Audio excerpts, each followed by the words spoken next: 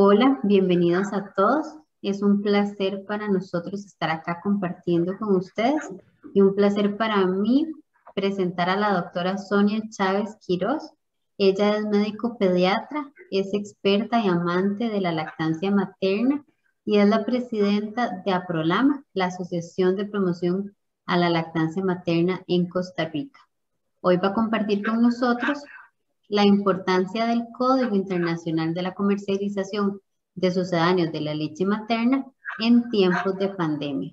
Doctora, muchas gracias, bienvenida. Muchas gracias, buenas. Es un placer compartir con ustedes este tema tan de actualidad. Creo que en el marco de la celebración de los 40 años de haber sido impulsado el código, este tema pues vale la pena compartirlo. Sí, el título es La importancia del código en relación en estos tiempos de pandemia. Vamos a hacer una pequeña revisión primero de las pandemias que hemos tenido en Costa Rica, en el mundo. No me pasa. Aquí. Perdón. Primero que todo, quiero decir que no tengo ningún conflicto de intereses, que como parte de IFAN declaro que no tengo ningún conflicto de intereses, ni recibo patrocinio de ningún tipo por parte de empresas productoras o distribuidoras de alimentos infantiles ni ultraprocesados, ni de productos conexos, incluidos los extractores de leche materna. Tampoco de empresas de pesticidas químicos, armamento, ni productos o marcas que ejerzan violencia contra las mujeres o la niñez. Mi compromiso es proteger el derecho de las madres a amamantar y a tomar decisiones informadas, libres de presiones comerciales o de cualquier otro tipo. Van a aparecer algunos productos en esta presentación, pero son solamente ilustrativos y no constituyen una promoción. De siempre, la humanidad amamantó. Si nos ponemos a buscar cualquier información antes de Cristo, después de Cristo, desde todas las épocas, los humanos siempre fueron amamantados, pues es una condición de la especie humana, que es amamantar de toda la familia de los mamíferos.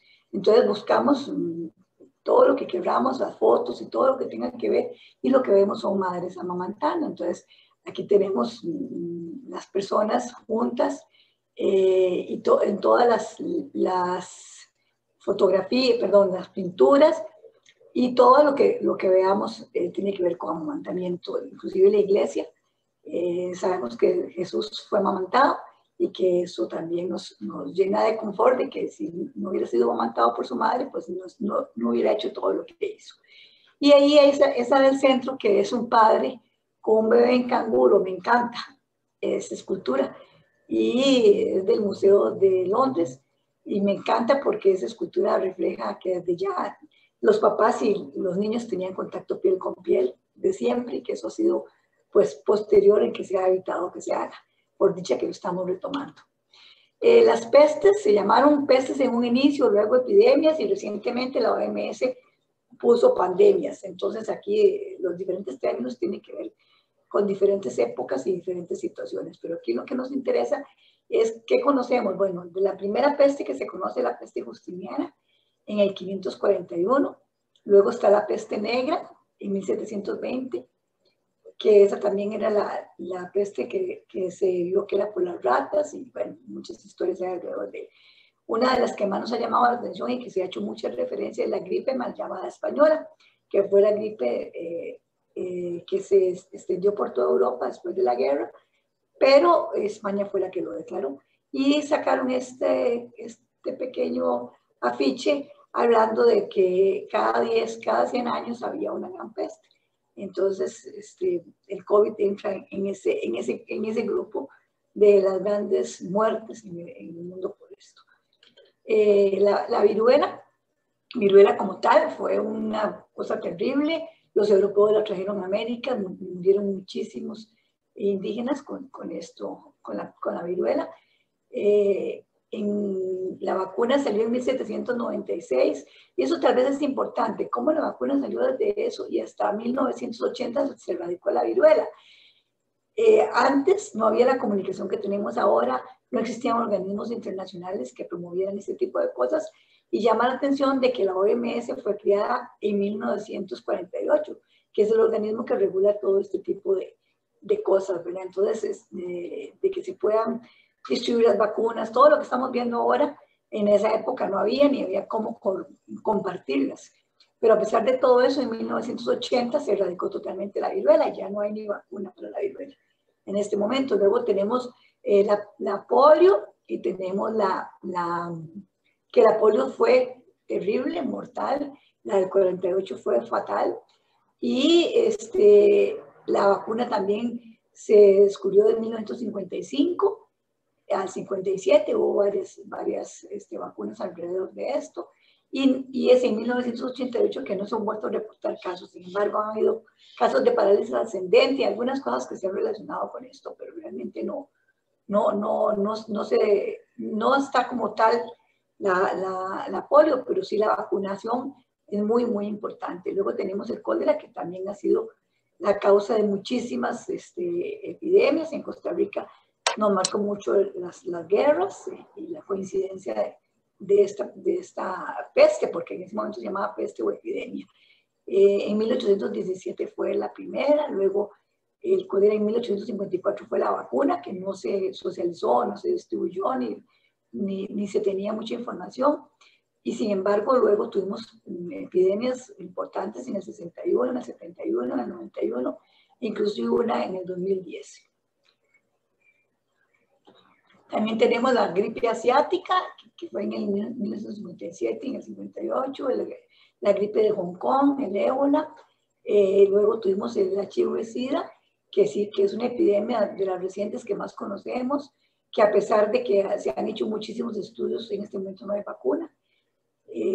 Yo tengo el pensamiento de que no solamente es que no se haya querido hacer, porque el virus muta muchísimo.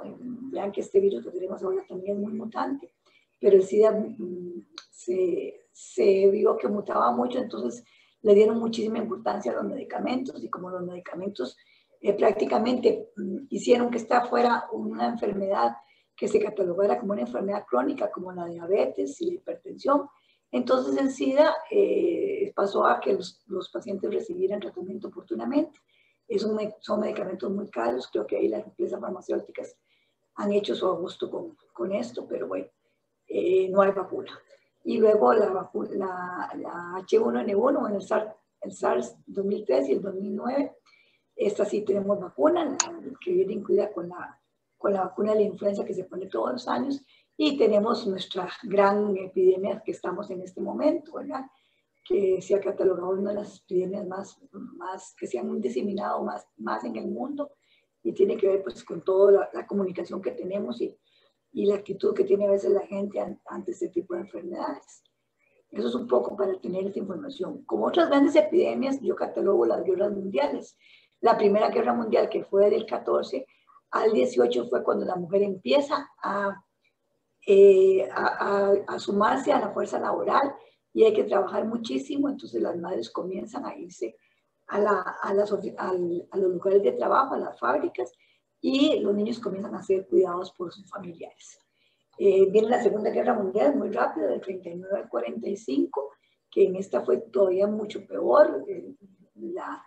La discriminación y los problemas de las mujeres y los niños fueron ampliamente evidenciadas, y entonces ocurre una serie de hechos en el mundo.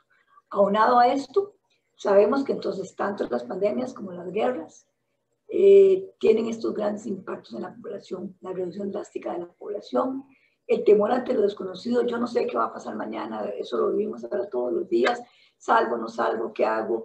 Mejor prevengo, aunque estoy vacunada, me quedo en la casa. Todo ese tipo de cosas es muy angustiante. ¿Cómo va a ser la economía? ¿Qué vamos a hacer? Todo esto que estamos viendo. Las nuevas conductas y formas de pensar, las guerras han cambiado un montón. La penicilina apareció después de la Guerra Mundial, y las cosas que hemos aprendido. Y sobre todo el impacto en las personas más vulnerables, como decía yo, las mujeres y los niños, que se han visto impactados por todo ese tipo de situaciones, y también pues los más desposeídos económicamente. Aunado a esto, conjuntamente, la Nestlé, que es una de las compañías productoras de alimentos infantiles, que es el tema que vamos a hablar, de la producción y el manejo de estas compañías. La primera fábrica que se describe fue en 1867, y era una harina láctea, decían ellos, ¿verdad? No hablaban de fórmula ni hablaban de otros términos. Y ahí hubo muchísimo problema de contaminación, niños enfermos, muertos por este tipo de leches que no se cuidaban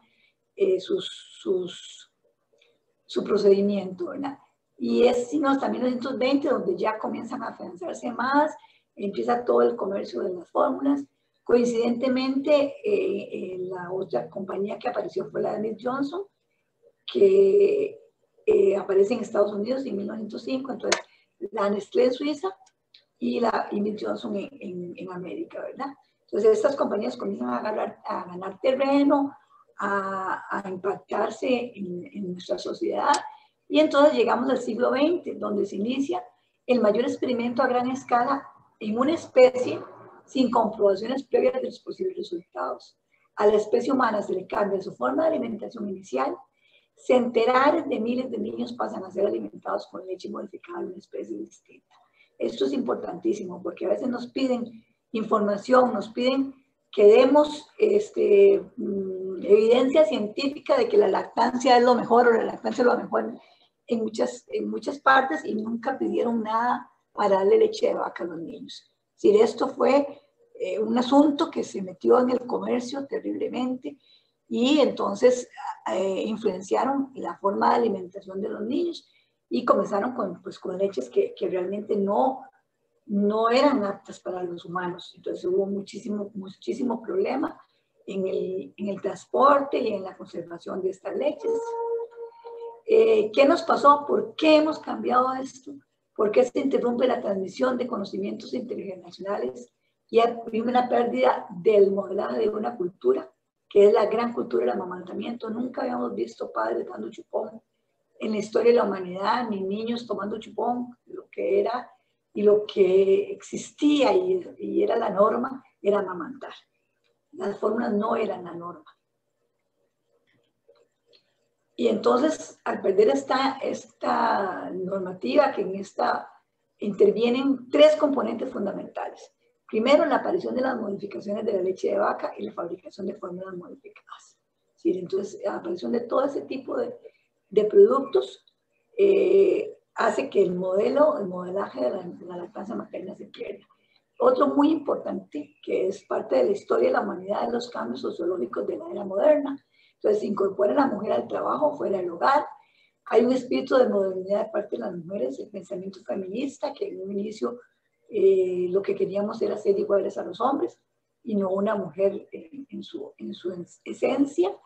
Y entonces ese pensamiento en un inicio pues lesionó un poco la cultura del amamantamiento.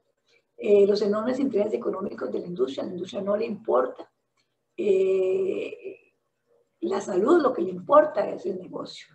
Se descalifica la lactancia es un signo de ignorancia. Entonces, si usted es moderna, si usted los anuncios y las cosas que aparecían, usted da fórmula, pero si usted es pobre y ahí está sucia, va a dar lactancia, ¿verdad?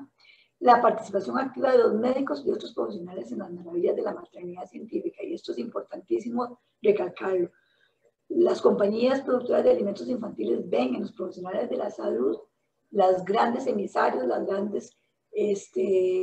los que van a llevar el mensaje de salud y tienen una gran credibilidad. Entonces comenzamos con el problema que tenemos actualmente, tan impactante, de los profesionales en la salud recomendando las fórmulas infantiles.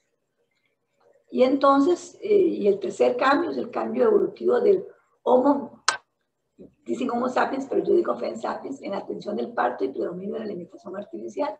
Entonces pasamos la cultura del que el parto era natural, en la casa, con los familiares, a que sea un hecho hospitalario de enfermedad, y entonces atendido por los médicos en una posición que la posición era para que el médico estuviera cómodo, no para que la madre tuviera la sensación de cómo empujar, como vemos en el cuadro de la izquierda, que todas las mujeres parían sentadas. Y luego viene la alimentación con biberón, es igual, que era lo que decían las compañías. Entonces vemos cómo también en estas fotos se ve y dibujos como la mujer, pinturas por cierto, la de campo, la que no amamanta, la elegante, la sofisticada con su sombrerito y con su sus cosas, pues lo que da es fórmula. Entonces esta fue la forma en que vendieron la alimentación con fórmula para que las madres quisieran imitar a las personas que tenían más adineradas. Y entonces también sabemos que el siglo XX, que es el siglo de la revolución industrial, entonces hay un gran impacto en esta revolución, y sabemos que la enseñanza de la medicina se toma en manos de las compañías, financian congresos, financian estudiantes, los médicos se apropian de la enseñanza de la alimentación, les dan al personal de salud becas, viajes y otros. Por ejemplo, yo estudié medicina, a mí no me enseñaron lactancia, me enseñaron las fórmulas que ven en esa época, que eran ácidas, que eran así, que eran así, y cómo prepararla y cómo hacer todo, ¿verdad?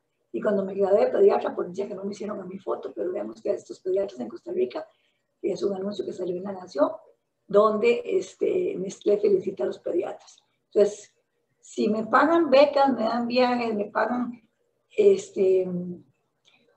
el marchamo del carro, el RITEVE, que es el seguro del carro, entonces hace que yo tenga fidelidad por esa compañía. Entonces, si Nestlé me financia un viaje o me financia una beca, pues yo por mi vida estaré siendo leal a esa empresa y estaré respetando los productos de esa empresa. Y lo mismo cabe para las compañías productoras de la farmacéutica, ¿verdad? Que también estilan hacer estos congresos y visitar a los médicos e insistir muchísimo en que se incluya todos sus productos en la receta médica, ¿verdad? Y entonces, aunado a esto, por dicha, aparece la Liga de la Leche Internacional, que en 1956 un grupo de mujeres lideradas por Mary White, ellas deciden comenzar a retomar lo que sus abuelos le enseñaron y deciden tomar opción por la lactancia. Ellas empezaron a investigar y hicieron este libro, El arte femenino de amamantar, que ha tenido ya varias ediciones. Y aquí hay una foto de 1997 donde todas las señoras estaban juntas y vean qué lindas, cómo ellas impactaron realmente en la salud. Y hasta nuestros días la Liga de la Leche ha sido un gran ejemplo de apoyo a la mujer, que era lo que realmente necesitaba en su proceso de lactancia y cómo ir adaptándonos a los cambios evolutivos de la humanidad y no cambiarla por una fórmula. Hay grandes aportes a todos estos cambios. En la medida en que las fórmulas ganaban mucho espacio, pues habían grupos de profesionales en salud que sí querían apoyar a las madres a amamantar y hacer sus cosas. En 1939, la doctora Cecil Williams, en un congreso en Singapur, dijo: la propaganda sobre alimentación infantil que desorienta debe ser penalizada como uno de los crímenes de sedición más grandes, y las muertes causadas por estas deben ser vistas como asesinatos. Ella fue expulsada del Congreso por haber dicho eso, porque de las cosas que más estaban sucediendo en estas partes del mundo era que les daban leche condensada a los bebés, los diluían con agua contaminada y además tenían muchísima azúcar, y entonces también comenzaron a aparecer unos desnutridos gordos que se llama kwashiorkor. Y otras personas que estuvieron trabajando muchísimo esto fueron los esposos de Derek y Patrick Jelliffe, que hicieron este otro libro, y ellos hablaron por primera vez de la malnutrición comerciogénica. Es decir, que los niños estaban malnutridos por el comercio. Yo creo que ahora tenemos muchísima malnutrición comerciogénica, con toda la obesidad y todo lo que tenemos en relación a los productos ultraprocesados y la comida chatarra. Y otro grupo importante que comenzaron a cuestionar todo este tipo de cosas fue Consumer International, que este grupo participaba en las comisiones de códex alimentarios de la OMS y la FAO. Entonces ellos comenzaron a hacer ver que estaba sucediendo este tipo de cosas. Y entonces, en 1975-76, un grupo de nutricionistas hicieron un documento en el cual dijeron que Nestlé mataba a miles de niños. Entonces, se armó una polémica mundial. Nestlé demandó a los nutricionistas y a los periodistas que estaban haciendo esto. Y entonces se hizo un juicio enorme en Suiza, y este juicio lo ganó la Nestlé.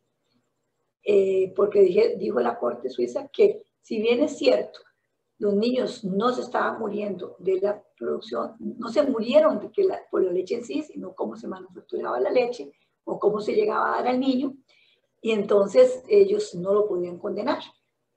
No había causa-efecto, que era lo que en ese momento privaba. Pero le pidieron a Nestlé que por favor no siguiera diciendo las cosas que estaban diciendo, que se limitara en su publicidad. En relación a esto, entonces los grupos que habían en ese momento, parte de la Liga de la Leche y grupos que empezaron a cuestionar, hicieron un boicot desde 1977 a 1981, que fue cuando salió, y ahora lo que vamos a hablar del código. Entonces empezó a hacer una serie de actividades a nivel mundial, empezó en Estados Unidos, en Australia, Canadá, Nueva Zelanda, Suecia, Alemania y el Reino Unido, a hacer todo este tipo de actividades, y hacían listas, y lo que era Nestlé no se consumía cuando iban a hacer las compras, no compraban nada que era Nestlé las señoras y las personas que estaban apoyando este boicot. Y entonces Nestlé perdió tanto dinero como si hubiera ganado, perdió tanto dinero como si hubiera tenido que pagar las costas de tantos abogados. Entonces ellos quisieron comenzar a poner su granito de arena, dicen ellos, ¿verdad? Pero quisieron negociar. Entonces OMS, que ya estaba, comenzaron a ver qué se podía hacer, ¿verdad? Y aparece, bueno, ¿y por qué es importante esto? Tal vez antes de entrar en ese detalle. Es importante porque el niño es un consumidor que no decide por él mismo. Recibe lo que le den. La influencia cultural, la influencia comercial y cultural es muy grande. Y los padres y las madres siempre quieren lo mejor para sus hijos e hijas. Y yo aquí cuento siempre una historia muy triste que nos contaba la doctora Vilma Chávez de Guatemala, que llegó una mamá con un chupón con Coca-Cola. Y entonces el personal de salud asustadísimo les dijo que cómo le está dando Coca-Cola en chupón. Entonces ella dijo que sí, que como la propaganda decía que era la chispa de la vida, ella quería darle lo mejor a su hijo. Entonces, para que tengan la magnitud de la importancia que tiene la regulación de toda esta normativa en relación a todo lo que es alimentación en general, ¿verdad? No solamente las fórmulas y los sucedáneos de la leche materna, sino que todo en general. Entonces, sabemos también que Nestlé es una compañía multinacional que tiene una gran cantidad de productos, ¿verdad? Y esos productos están diseminados, y ya pues, sabemos que Nestlé está también comercializando con las aguas, está cogiendo manantiales. Bueno, yo no entraré en esos detalles porque no compete esta conferencia, pero sí sabemos la invasión que está haciendo a todo tipo de cosas. Ahora en Costa Rica estamos con el café, que Nestlé está comprando el café de muchas fincas y está haciendo todo un gran negocio con el café.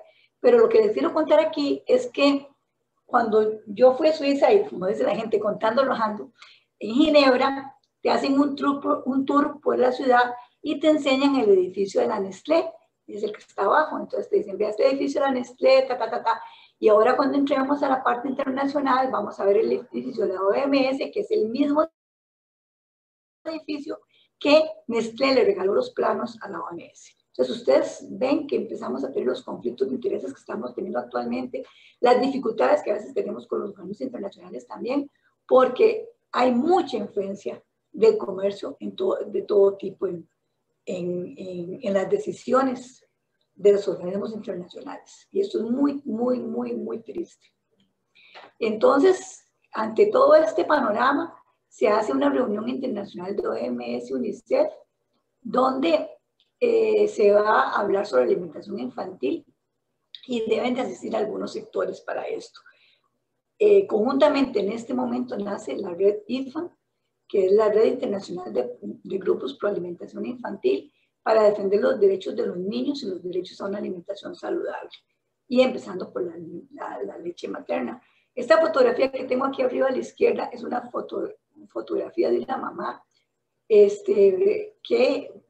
pakistaní, que ella pidió que enseñaran esta foto, que siempre que hablamos de lactancia materna enseñaran esta foto, porque ella tuvo una pareja de gemelos. A la abuela de los gemelos se le ocurrió que los dos no podían mamar porque no les daba suficiente leche. La madre escogió amamantar al varoncito con el chupón, pensando que le estaba dando lo mejor al varón. y a la niña la puso al pecho. Entonces la niña es la que estaba a la izquierda mamando, ¿verdad? Y ustedes verán cómo y el bebé con el biberón que tomó solamente fórmula, una forma diluida, contaminada, murió al día siguiente de esta foto.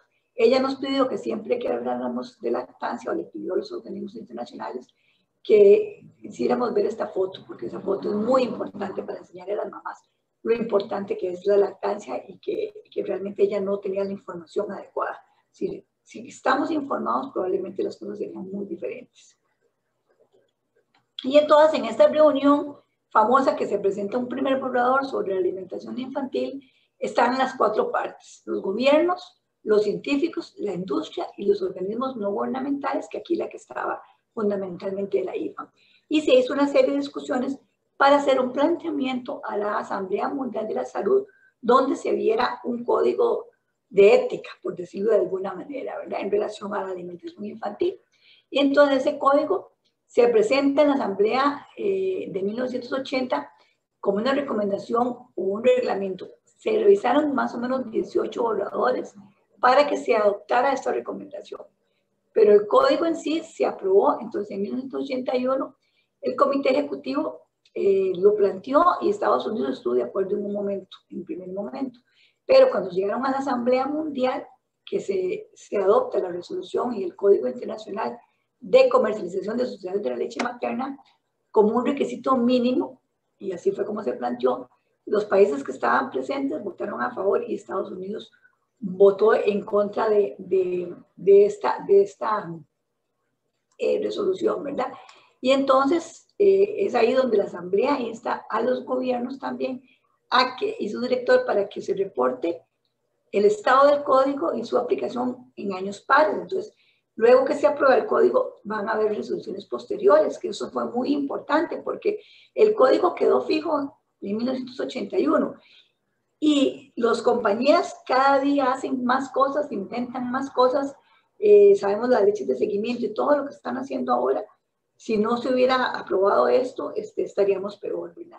Y sin embargo, el año pasado creo que esto ya se derogó, que ya no haya más información porque las compañías han influenciado, han hecho mucha influencia en la OMS para que esto no se haga, ¿verdad? Ay, no sé qué pasó.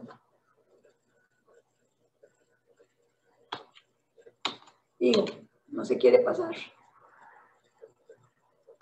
Algo hice. Ya. Entonces se aprueba en 1981 este Código Internacional de Comercialización de los Sustancias de la Leche Materna y Estados Unidos en contra, ¿verdad? A pesar de eso, y todavía sigue en contra y todavía no tiene ley, y todavía siguen las cosas tal y como se visualizaron en esa época, porque para ellos el comercio es fundamental. Este código tiene fundamentalmente estos ítems, pero muy resumidos. Se prohíbe la publicidad de productos como fórmulas y otros alimentos y bebidas para bebés, biberones y tetinas. Se prohíbe las muestras gratuitas, se prohíbe la promoción de productos en los servicios de salud, se prohíbe los listadores de las compañías asesorar a las mamás directamente, prohibición de regalos, de imágenes que realizan alimentación artificial, información objetiva de los profesionales de la salud, ventajas del amamantamiento, etiquetado y propaganda, y no usar leche condensada para alimentar a bebé. Esto es importantísimo. Nosotros en el año 1992 encontramos en una maternidad en Costa Rica donde una enfermera cruzaba la calle y compraba leche condensada y les daba leche condensada a los recién nacidos en la noche para que se le durmieran todos y no molestaran. Y el montón de enterocolitis necrotizante que amanecían al día siguiente los niños, ¿verdad? Y no se explicaban en un principio cómo fue, hasta que se hizo la denuncia. Vean ustedes que el código fue en el 81, el código es una recomendación mínima y no es una ley. Por lo tanto, los gobiernos no pueden aplicar la ley. Si lo que es pedirle a la gente hagan las cosas bien. Vean ustedes el PLM es un libro que se presentan los productos farmacéuticos y ahí yo señalé la ANAN, que fue en el 84, dice fórmula humanizada en polvo y esos términos no se pueden usar. Ahí viene. 3 años después, ¿verdad? Luego, ¿cómo le dan a los médicos todo este tipo de cosas, ¿verdad? Aquí les daban los médicos les daban a las mamás, señalaban el nombre del producto, naná, y marcaba cuántas onzas de agua y cuántas onzas de polvo le tenían que poner. Y esto lo daban en los consultorios. Y bueno, ahí vemos que leche humana, que no, esos términos no se pueden usar porque no pueden identificar por ningún momento las fórmulas. Las resoluciones posteriores son cada 2 años y ven que se repiten sobre los suministros gratuitos, con todas las cosas que hemos visto, las fórmulas de seguimiento, la duración óptima de la lactancia, las afirmaciones de propiedades saludables que no son permitidas. Bueno, con la pandemia, la inclusión de la donación de sucedáneos, el uso inocuo de la leche materna donada de los bancos, que eso es muy importante, esta resolución. Y así vemos que hay muchas resoluciones alrededor de esto. Pero tenemos que recordar que el código y sus resoluciones es universal y se aplica a todos los océanos de la leche materna. Realmente esto es importante recordarlo. Y entonces los IFAM, que es esta red de apoyo a la lactancia materna, de la cual soy parte muy orgullosamente, hicieron estos documentos que se llamaba Violando las Reglas, que eran los informes que se daban a la OMS del cumplimiento del código. Y los Estados miembros deberían de ser ley el código, ¿verdad?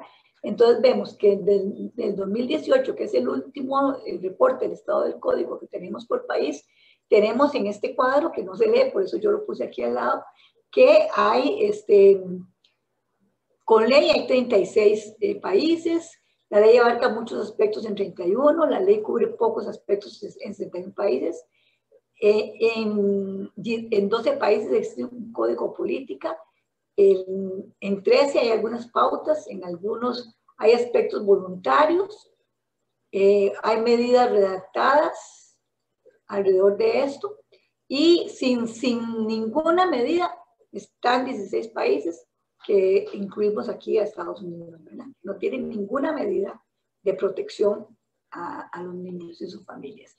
Entonces, en 42 años de existir IFAM y 40 del código, seguimos teniendo vulneraciones. Estos son monitoreos recientes en el cual hay todo tipo de violación que encontramos en los comercios, en los consultorios de los médicos, en miles de cosas, y son cosas que podemos denunciar. Por ejemplo, no podemos denunciar que le dieron a un médico que le pagaron el seguro del carro. Eso no se puede denunciar porque no lo tenemos tipificado, no es parte del código, pero eso lo hacen, ¿verdad? Y vemos la cantidad de violaciones que tienen al respecto. ¿Y qué pasa con la pandemia? Entremos en materia de lo que nos ocupa y lo que estamos ahora, ¿verdad? Porque creo que este antecedente es sumamente importante para entender lo que está pasando ahora.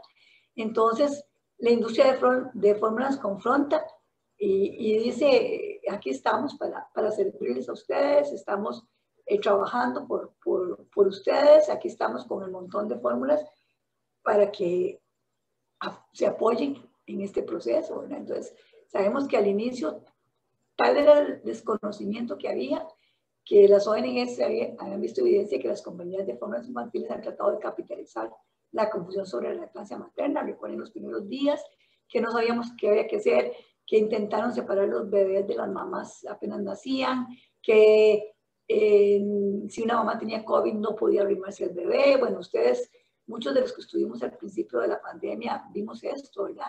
Y entonces las compañías, por supuesto, que querían hacer su agosto promoviendo sus productos y viéndolo como si fuera la alternativa más segura, porque como la mamá tenía COVID y el miedo y el susto de las mamás de no hacer lo mejor por sus bebés, preferían no dar leche materna. Pero bueno, por dicha que nuestros compañeros, los estudios mundiales y todas las cosas que hemos ido viendo, nos dimos cuenta de que la leche materna es un producto salvador y que es un antiviral y que va a ayudar muchísimo a que las mamás apoyen, puedan seguir dando de mamar, inclusive estando con el virus. Entonces están usando esta pandemia para reforzar los temores y las preocupaciones de las madres y les dicen, estamos aquí para ayudarlos. Sabemos lo estresante que es para usted durante la pandemia, pero estamos aquí. Nos aseguramos de que nuestra fórmula sea segura y esté disponible. Entonces, que sea segura, entonces le creamos la inseguridad a la mamá, los temores de que realmente ellas puedan continuar amamantando. Y entonces, ¿qué es lo que hacen las compañías? ¿Cuál es la forma de impactar? Bueno, primero que todo, financiando conferencias en línea. Aparecieron cualquier cantidad de actividades en línea en la cual, vean ustedes, esto es un mostrario, cómo se ve donde las compañías, ahí están señaladas cada compañía lo que están promocionando. Y vean de noticia que dice, puede transmitirse el COVID a través de la leche materna. Entonces le da la gran incógnita a la mamá, el susto, la preocupación de que yo voy a infectar a mi bebé. Y muchos colegas aún, estaba viendo un estudio que están reportando que todavía hay médicos y enfermeras que les dicen a la mamá, mejor no den de mamar porque usted no está segura, mejor denle la fórmula, ¿verdad? Y las compañías, por supuesto, felices de hacer este tipo de cosas.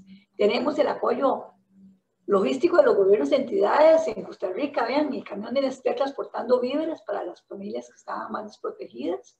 Y por supuesto, pues, estamos siempre contigo, ¿verdad? Y el montón de situaciones que se dan. El apoyo logístico de las entidades, ahí me encontré esa foto donde estaban en Estados Unidos también promocionando en relación a esto de Abbott. Y vean ustedes la cantidad, después las redes sociales que han sido impactantes en todo lo que se está haciendo, como ellos crearon líneas, consejería a las madres, y qué les aconsejan. No se preocupen, si tiene alguna dificultad, inmediatamente denle la fórmula, ¿verdad? Que es lo que en el fondo lo hacen.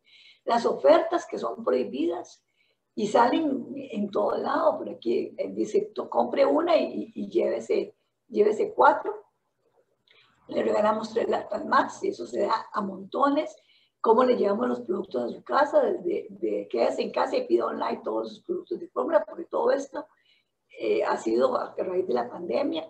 Envío gratis a las casas, vean ahí de Nestlé y de Abbott, y todas las compañías intentan por todos los medios hacerles llegar los envíos a las madres para que dejen la lactancia materna y consuman sus productos. Las donaciones humanitarias, vean ustedes la cantidad de donaciones que se dan, y esos productos que están dando son los productos de ellos, cereales, fórmulas, y esos cereales todos están pronto a vencerse. Entonces hablan de la cantidad de porciones que dan y son productos que pronto se van a vencer. Y me encontré que también patrocinando un concierto de actividades recreativas en línea, también de las mismas compañías. Me encantó encontrarme del director de nutrición de CatCare. Hay tantas otras amenazas para la salud infantil contra las cuales la lactancia materna protege, que tal vez sea incluso un poco trágico que las personas dejen de amamantar por un pequeño riesgo del COVID-19, cuando existen riesgos realmente grandes de neumonía, de varias otras enfermedades. Si plantearse la idea de que la madre no amamante en esta pandemia fue algo terrible, desolador, porque estaba amenazando la salud integral de los niños y las niñas en el mundo. Esto es un asunto de ponerlo en el tintero, de que estemos reflexionando de que las compañías están haciendo lo que pueden por vender. Y esto es lo que les interesa, vender. Y después de que estuvimos haciendo muchísimas cosas en el mundo, la gente que estamos protegiendo la lactancia, la OMS finalmente ajustó su guía para aclarar, mucho tiempo después de que empezó el COVID, ¿verdad? El distanciamiento social no se aplica a las madres y a los bebés, y que una madre infectada puede tener contacto con su bebé, después de tomar precauciones como lavarse las manos y usar mascarilla. Esto es una foto en unos hospitales en Costa Rica que logramos de que se ponga el pecho a la mamá cuanto antes, y que la leche materna lo va a proteger. ¿Qué pasó en Costa Rica con las vacunas? Bueno, al principio dijeron que no se podían vacunar las embarazadas ni las lactantes. Y esto es bien preocupante, ¿verdad? Porque mujeres en primera línea en Costa Rica, enfermeras, doctoras, que están amamantando a sus niños, les dijeron dejen de dar de mamar para poner la vacuna. Eso fue terrible, fue alrededor del 31 de diciembre, estuvimos con este problema, y entonces comenzamos a investigar. ¿Y qué es lo que pasa? Las mujeres lactantes fueron excluidas de los ensayos clínicos de las compañías productoras de vacunas. Las compañías productoras de vacunas incluyen un apartado en las contraindicaciones, como casi todos los productos que ponen contraindicadas a las madres lactantes. Los lineamientos de salud obedecen a lo que las compañías indican, sin hacer ningún tipo de revisión bibliográfica. Se obliga a las mujeres lactantes de primera línea a suspender la lactancia para ser vacunadas, que ya lo dije, y no hay evidencia científica de que las vacunas afecten a los bebés lactantes. La posición contraria a vacunar a madres lactantes fue adoptada en un principio Naciones, ay, se me fue, en Inglaterra, y parecía que no había mucho rigor científico a no tener en cuenta lo que ya se sabe sobre vacunas y lactancia. Es decir, no había nada por qué suspender la lactancia en estas madres que estaban amamantando para reducir la lactancia, y ahora sabemos que también las embarazadas, que no hay ningún problema, pero aún así se están limitando. Hoy estaba en la mañana preguntando y casi todos los países de América Latina no están vacunando madres embarazadas. Costa Rica sí lo está haciendo en este momento. E incluso estuvieron diciendo que nada más se podía vacunar con la de Pfizer y no con AstraZeneca, pero realmente la información que tenemos es otra, ¿verdad? Y yo creo que aquí impactante y muy importante ha sido la Asociación para la Promoción de Investigación Científica y Cultural de la Lactancia Materna, el grupo de Apilán, con esa hermosa página en internet que fue de las primeras entes en decir, esto no pasa nada, la vacuna es bastante segura y probablemente compatible en ese momento, ¿verdad? El riesgo es leve o poco probable basados en estudios. Parece razonable pensar que si la enfermedad es compatible con la lactancia, malo será su vacuna que ni siquiera contiene el virus vivo. Ninguno de los tipos de vacunas desarrolladas contra el COVID-19 utiliza virus vivos ni tienen conservantes. No puede provocar la COVID a la persona vacunada sin alterar su material genético. El comité asesor recomendó y el comisionado de la FDA acordó autorizar a Estados Unidos que permitirá a las personas embarazadas y lactantes acceder a la vacuna. Y esto fue muy importante en el momento en que se dio, creo que esto se dio como en febrero de este año. Este nivel de protección al mantener seguros a los trabajadores de la salud le permite continuar brindando atención médica a aquellos que están enfermos con COVID-19 y otras enfermedades. A mí en primer momento me impacté montones que en Costa Rica no quisieran poner la vacuna a las madres que estaban amamantando, ¿verdad? Y un par de colegas me dijeron, bueno, ya que dejen el pecho después del año para ponerle la vacuna. Y no, eso no se trata, es un asunto médico legal también. Y entonces ponían a la mujer a que estuviera en primera línea, pero desprotegían a los hijos de recibir la lactancia materna. Totalmente paradójico y muy angustiante. Bueno, pero todo esto se subsanó por dicha. Aquí seguimos con lo de las vacunas. Varios estudios demostraron la existencia de anticuerpos específicos contra SARS-CoV-2 en la leche y en sangre de madres lactantes que han sido vacunadas. Los resultados alientan a todas las mujeres lactantes que están dando el pecho a vacunarse con las vacunas basadas en ARN mensajero sin interrumpir el amamantamiento. Los anticuerpos contra el COVID, contra el SARS-CoV-2, se incrementan notablemente después de la segunda dosis y que los niveles de IgG, que son los anticuerpos en sangre, están correlacionados con los niveles de leche materna, hecho que permitiría hacer un cálculo aproximado de los niveles de IgG vacunal en leche materna únicamente con análisis sanguíneos de las madres. Esos estudios ya se están haciendo a nivel mundial, que están, ya han aparecido algunos estudios en el cual están demostrando que la protección que le está dando a la madre al recién nacido con su leche ha sido muy importante. Aunado a esto, en medio de la pandemia aparece este anuncio que yo quería compartirlo con ustedes. Bill Gates pone sus ojos en el dinero en la leche materna artificial. Entonces están dando plata a compañías para hacer leche artificial. Estas dos noticias aparecieron en dos periódicos, en dos revistas, en redes sociales, y de verdad que ya quieren hasta hacer esto, la leche artificial. Entonces tenemos que tomar en cuenta en todo ese tipo de cosas el conflicto de intereses que genera el comercio de fórmulas infantiles, la ética de tanto profesionales de salud como de las compañías, las donaciones que en el fondo son para quitarse, para ganar adeptos, las alianzas público-privadas que sabemos que estamos a flor de piel, intervenciones en políticas públicas y privadas, los gobiernos manejados por las empresas privadas. Y que tenemos que hay fundaciones altruistas, capitalistas que dicen que están apoyando esto, pero en el fondo lo que quieren es jalar agua para su molino. ¿Qué aprendimos de toda esta pandemia? ¿Qué estamos aprendiendo? Primero, que es muy importante la capacitación previa y constante del personal de salud. Esto es fundamental. Tenemos que insistir en seguir capacitando. Los lineamientos claros sobre el manejo de la lactancia materna y el contacto piel por piel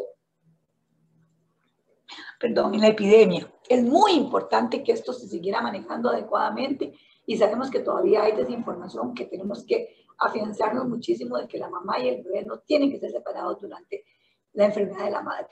La divulgación y capacitación de los lineamientos del personal de salud. Se sacan lineamientos y la gente no los revisa y hace lo que se les antoja. Entonces, aquí en Costa Rica los lineamientos son claros en el manejo del recién nacido, en el manejo de las madres. El monitoreo constante de los lineamientos.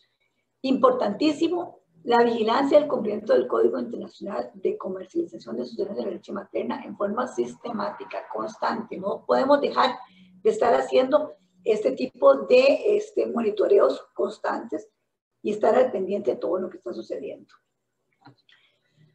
Bueno, me gusta terminar con esto, ¿verdad? Que dormir con un mosquito es imposible, así que seamos mosquitos con las compañías. Muchísimas gracias en estos días que estamos celebrando los 40 años del código y que la red IFAN ha propuesto este Día Mundial de la Protección de la Lactancia Materna el 21 de mayo. Alrededor de todo eso y todo este mes que hemos estado hablando del tema, espero haberles dejado la información adecuada. Muchas gracias, doctora. Siempre es un placer escuchar sus conferencias y esperamos que todos ustedes que la están viendo la puedan compartir, que puedan convertirse en mosquitos y que se unan a nosotros para defender a todas las madres y sus familias y especialmente a los niños que tanto se benefician de la lactancia materna. Esperamos que haya sido de mucho provecho y nos vemos en otras de las actividades que estamos planeando alrededor de este día tan importante. Muchas gracias y va a estar disponible en las redes sociales gratuitamente para que las vean por ahí.